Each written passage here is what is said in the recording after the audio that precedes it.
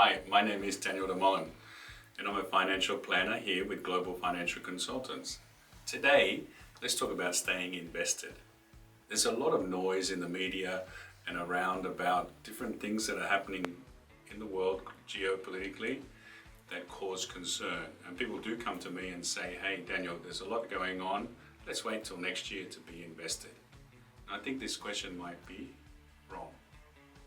I think there's no reason to not be invested at the moment. I think we should be confident that the world economy will continue and there's returns to be had. Let's have a look at it.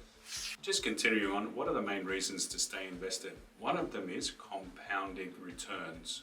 So every year when you're invested, you receive dividends, payouts, appreciation in valuation on shares that compound your returns and give you better returns than, let's say, a bank deposit. The second reason is timing the market is nearly impossible. Look, there are people that are investment advisors that have been able to time the market once or twice, but continually and consistently timing the market is near impossible. It's better to stay invested. Another reason for staying invested is protection against inflation. As inflation can be high, and recently we've seen examples of inflation above 10%, generally having money invested in companies will protect you from inflation. The next reason is equity represents ownership in a company, which represents ownership in a company that's within a domestic or international economy that's producing returns. As I said earlier, many people have come to me recently and said, the markets are a little bit volatile, I'm going to sit it out. I just want to have a look and show you below, there's a graph of year-to-date returns on the Australian share market, the US share market, the S&P 500 and the NASDAQ, and all are positive.